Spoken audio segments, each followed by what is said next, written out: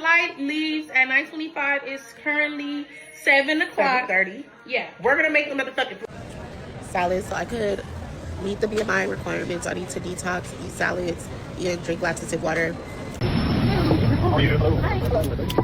So we finally arrived in Miami. The flight was not long at all. By the time I woke up, we were landing. We are on our way to the recovery home. Tequila's recovery home. Super excited. So this is me and my sister's room. We made it to Tequila's recovery home. It's so bomb. We'll be stocked with everything that you need. This is me and my sister's room. She'll be in the recliner because she's getting... Y'all, so I'm running on 30 minutes of sleep. I thought I was going to be up with that little coffee, but I guess the fuck not. We are on our way to Avana for my sister's pre-op.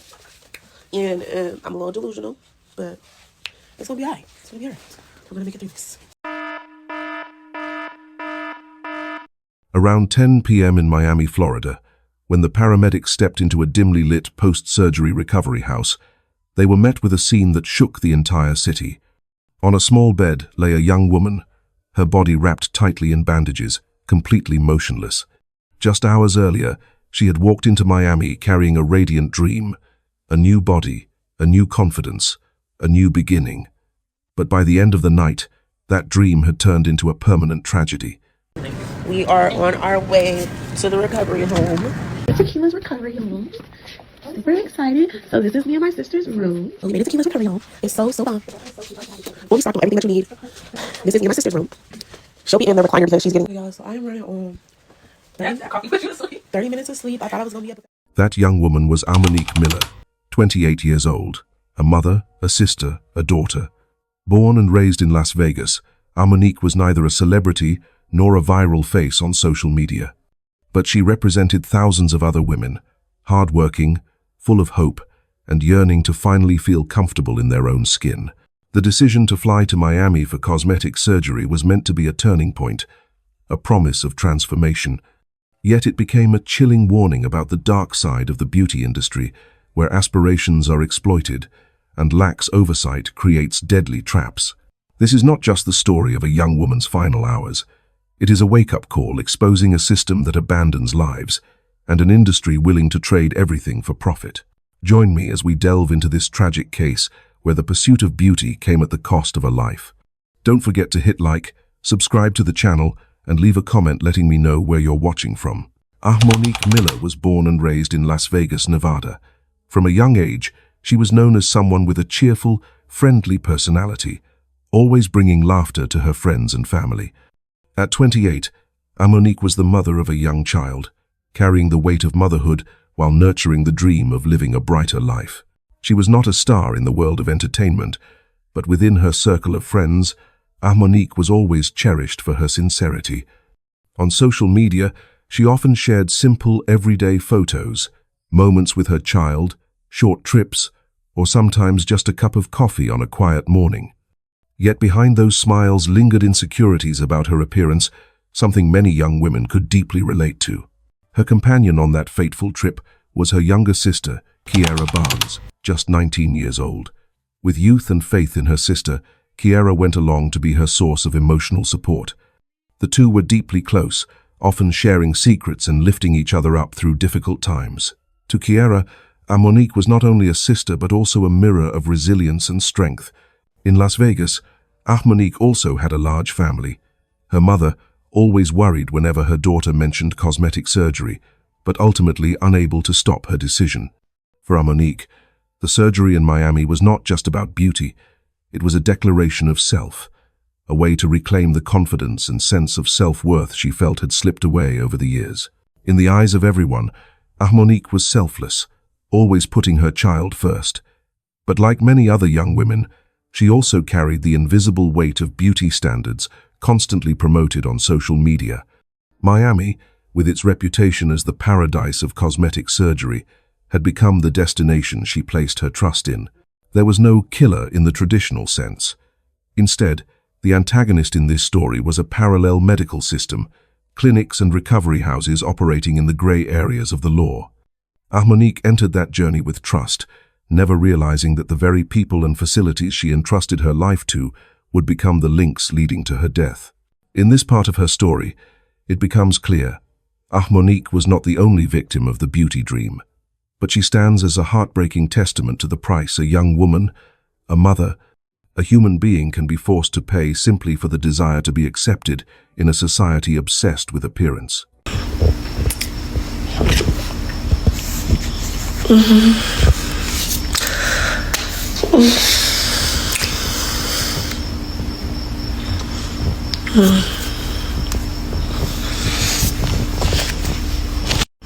Before Amonique embarked on her fateful trip to Miami, there had already been countless warning signs, signals that, if noticed and heeded, might have prevented the tragedy from ever happening. My requirements: I need to detox, eat salads, and drink lots of water. So we finally arrived in Miami. The flight was not long at all. By the time I woke up, we're landing. We are on our way to the recovery home. Tequila's recovery home. Super excited. So this is me and my sister's room. We made it to Tequila's recovery home. It's so bomb. We'll be stocking everything that you need. This is me and my sister's room. She'll be in the recliner because she's getting... Y'all, so I am running on 30 minutes of sleep. I thought I was going to be up with that little coffee, but I guess the fuck not. We are on our way to Ivana for my sister's pre-op. And I'm a little delusional, but it's going to be all right. It's going to be all right. I'm going to make it through this. The first warning was the very procedure she chose, the Brazilian butt lift, BBL. The medical community had repeatedly warned that this is one of the most dangerous cosmetic surgeries in the world, with a mortality rate higher than any other beauty procedure. In Florida alone, numerous women have lost their lives after undergoing BBL procedures, most due to complications from fat embolisms. Yet those warnings seemed drowned out by flashy promotional videos and promises of a perfect body, delivered in just a few hours on the operating table. Baby, you know you fine. Baby, you know you fine, don't you? Baby, you know you fine. Baby, you know you fine. Classy nails, French tip. These bitches can't sit with you. White toes for the hoes. Secondly, the facility Amonique chose, Ivana Plastic Surgery in Miami, had long been under scrutiny. Online, many had accused it of poor quality care, overworked surgeons, and performing multiple operations back-to-back in a single day. Yet with its affordable prices and aggressive advertising, Ivana remained the destination for hundreds of women each month. The most dangerous part was her post-surgery stop, Keela's Recovery House. It was neither a hospital nor a licensed medical center. It was simply a house converted into a so-called post-op care spot for patients who had just undergone major surgery. No doctors on site, no medical licenses, yet it offered overnight stays and care at a price far cheaper than any hospital. The owner, Keela Oliver, was not a doctor. She held no medical degree. Yet, according to later testimony, she was the one who gave Amonique Percocet for pain and muscle relaxants. That was the deadly line crossed, an untrained, unlicensed person administering powerful drugs to a patient who had just undergone major surgery. Many doctors had long warned that these unlicensed recovery houses were the most fatal loophole in the cosmetic surgery industry. After surgery, patients are often weak, vulnerable to complications, and in need of 24/7 monitoring with proper medical equipment. But in places like these houses, all they had were bandages, a bed, and a fragile trust placed in people with no medical expertise. Those warning signs, the high mortality rate of BBL, the dubious reputation of Ivana, and the illegality of the recovery house, should have been enough to stop anyone from moving forward. But when the dream of beauty grows too strong, warnings often fade into whispers ignored. And for Amonique, that disregard led her straight to her final fate. On the 5th of March, 2025, Amonique Miller and her younger sister, Kiera Barnes, landed in Miami. It was the flight she hoped would change her life. The two rented a small room, and the very next morning, Amonique walked into Ivana Plastic Surgery, the cosmetic center nestled in the bustling heart of the city. Hey y'all! Hi guys! So our flight leaves at 9:25. It's currently 7 o'clock. 7:30. Yeah. We're gonna make the motherfucking salads so I could meet the BMI requirements. I need to detox, eat salads, and drink lots of water. So we finally arrived in Miami. The flight was not long at all. By the time I woke up, we're landing. We are on our way to the recovery home. Tequila's recovery home. super excited. So this is me and my sister's room. We made it to Keela's recovery home. It's so bomb. Fully stocked with everything that you need. This is me and my sister's room. She'll be in the recliner because she's getting... Hey, y'all, so I am running on 30 minutes of sleep. I thought I was going to be up with that little coffee, but I guess the fuck not. We are on our way to Avon for my sister's pre-op. And I'm a little delusional, but it's going to be all right. It's going to be all right. I'm going to make it through this. Welcome to Couture Body Culture.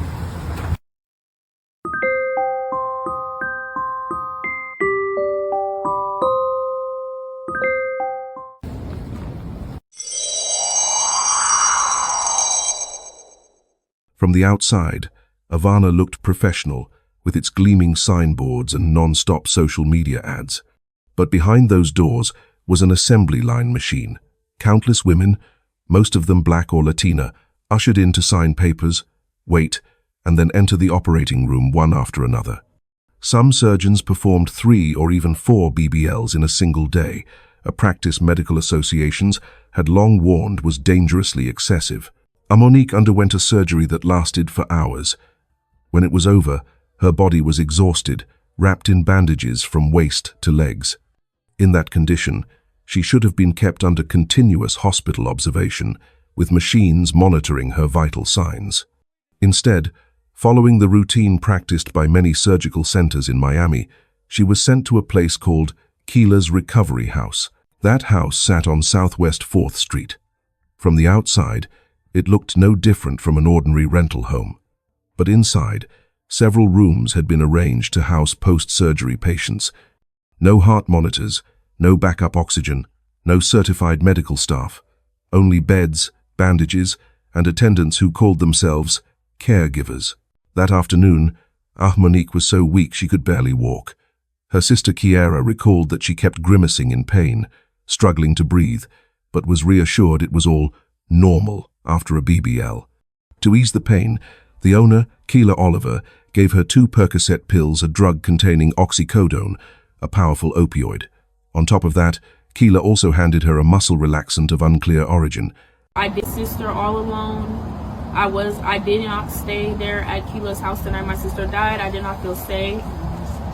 Dr. Mamaniscus did send Cece to come and help me.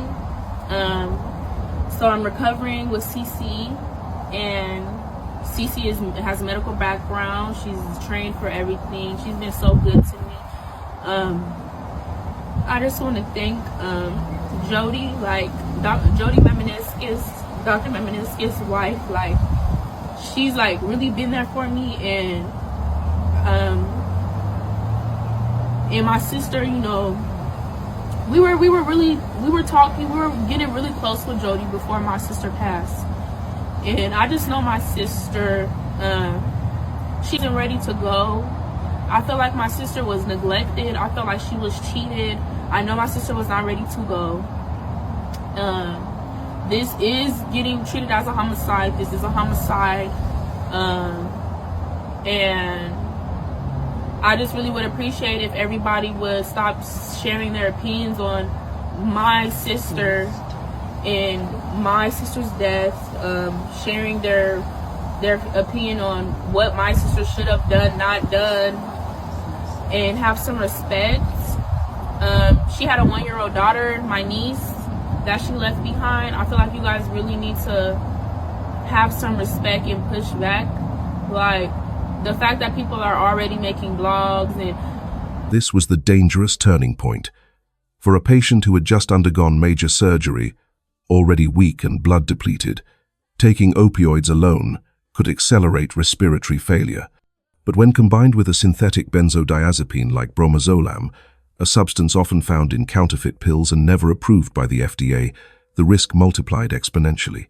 It was a deadly combination any licensed doctor would avoid. Yet in this house, it was handed out as casually as an ordinary pill. Throughout the afternoon and evening, Monique slowly slipped into an unusually deep sleep.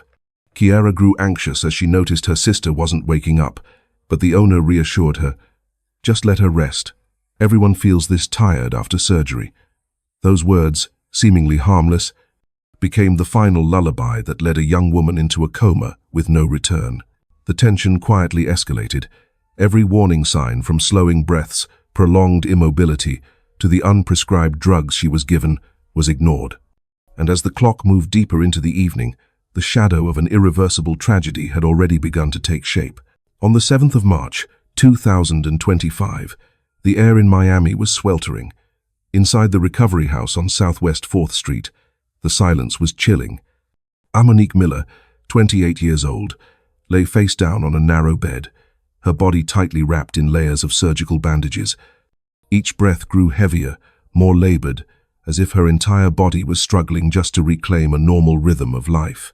Around noon, after taking the pills given by the owner, Keela Oliver, Amonique was helped back to her room to rest. "Just let her sleep, it's normal," Keela reassured her sister Kiara, who had already begun to feel uneasy. But Kiara could not have imagined that this sleep would become a journey with no return. That recovery house was nothing like a hospital. No heart monitors, no oxygen tanks, no doctors on call. Only a few caregivers walking from room to room, glancing in briefly before moving on. For a patient who had just undergone a BBL, one of the most dangerous surgeries, the absence of medical supervision was no different from pushing her into a deadly game of chance. The afternoon passed, and Amonique remained motionless. She did not eat, did not drink, did not open her eyes. Her sister Kiara shook her again and again, but all she received in return was faint, fragile breaths. Panic began to set in. Yet every time Kiara voiced her fear, the staff at the recovery house brushed it off. "Don't worry, every patient is like this." That dismissal became the fog that hid the truth. Amonique was slowly slipping into respiratory failure caused by the drugs. Around 9:30 p.m., as the streetlights filtered through the window, Kiara decided to check on her sister once more. But this time, there was no steady breathing. Her sister's body was cold, heavy, and most terrifying of all unresponsive. Kiara's scream tore through the house. "Call 911 right now." Police and emergency responders arrived just minutes later.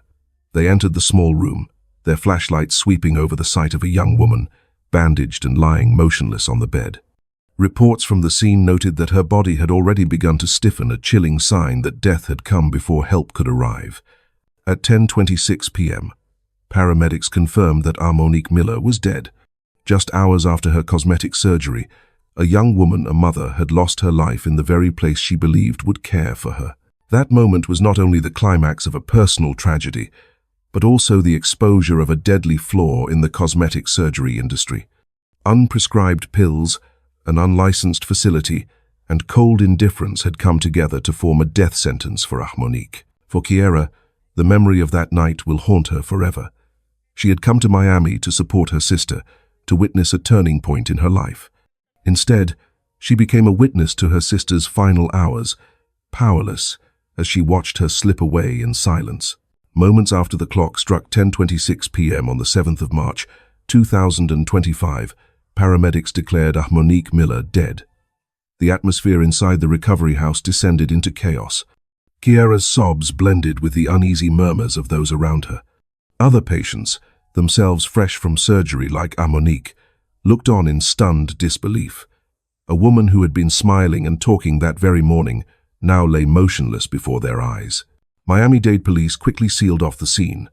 Patrol cars lit up the quiet street with flashing red and blue lights, turning an ordinary house into the center of an active investigation. Detectives moved methodically, photographing and recording every detail.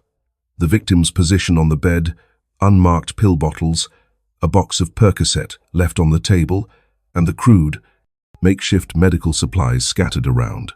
The owner, Keela Oliver, was taken into a separate room for questioning. In her statement, she admitted she was not a doctor and held no medical license. Yet she had still given Amonique painkillers and muscle relaxants to help her sleep better.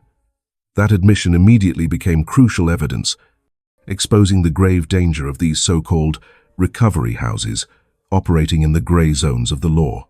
Meanwhile, Avana Plastic Surgery, the clinic that performed Amonique's BBL, remained silent.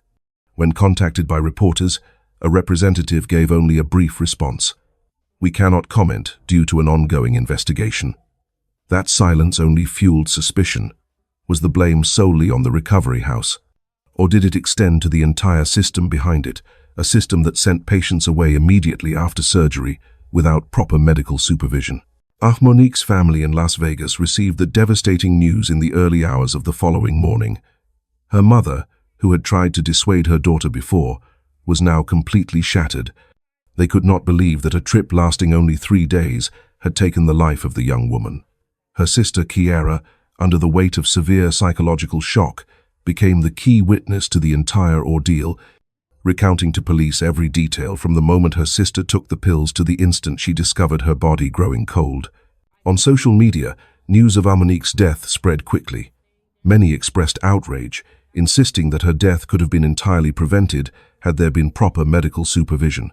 Others shared similar experiences, being referred to these underground recovery houses after surgery, where patients received only minimal care and powerful medications were handed out like candy. For the black community, especially African American women, Monique's death rang like a warning bell. Beauty standards continue to weigh heavily, while the beauty industry exploits those insecurities for profit, no matter the risk. That night, Monique's body was taken to the Miami-Dade morgue for autopsy. Police sealed off the recovery house, seizing all medications and related documents. An official investigation had begun, marking the start of a long journey in search of truth and justice for the young woman. The autopsy results released by the Miami-Dade medical examiner revealed the cause of Monique Miller's death. Acute combined drug toxicity, an acute overdose caused by the combination of oxycodone and bromazolone. Oxycodone is a powerful opioid that is typically prescribed under strict regulation, while bromazolone is a synthetic benzodiazepine, never approved by the FDA, and often found in counterfeit pills. When combined, the two create a compounding effect, depressing the central nervous system, slowing breathing, and ultimately leading to respiratory failure and death.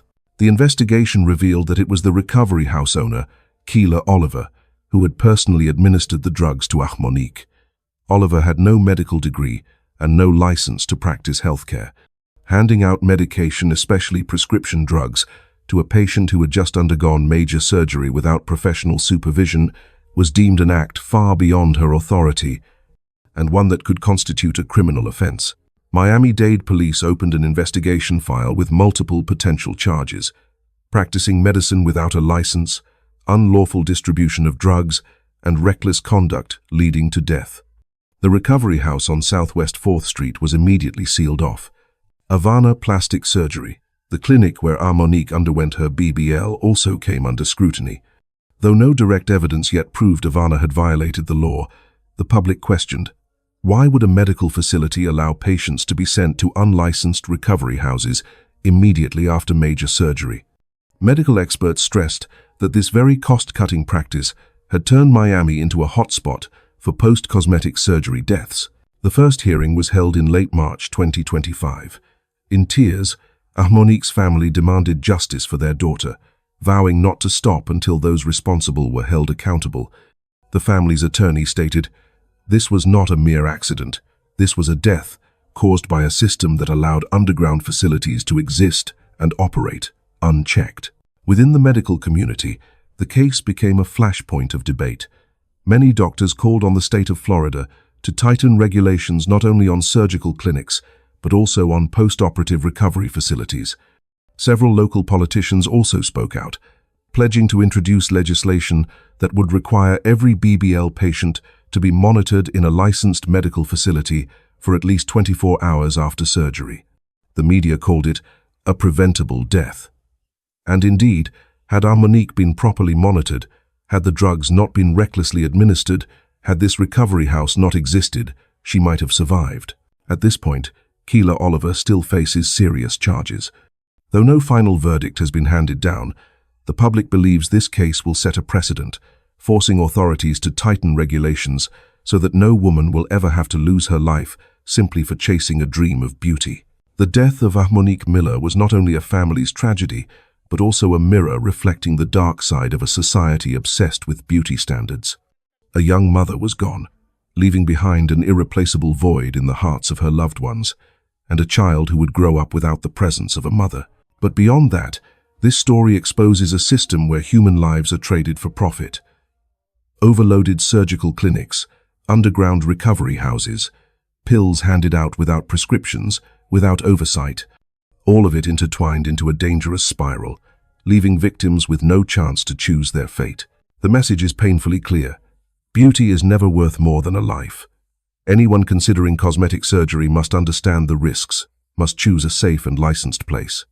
Because just one wrong decision, one rushed step, can turn a dream into a death sentence. Monique no longer has the chance to return, but her death can serve as a warning for thousands of others, a reminder that true confidence does not come from a surgery, but from valuing and embracing oneself. Share this story so that no other woman has to pay the same price as Monique Miller. And don't forget to like, subscribe, and join us as we continue to uncover shocking cases where the truth always hides behind smiles that seem perfect.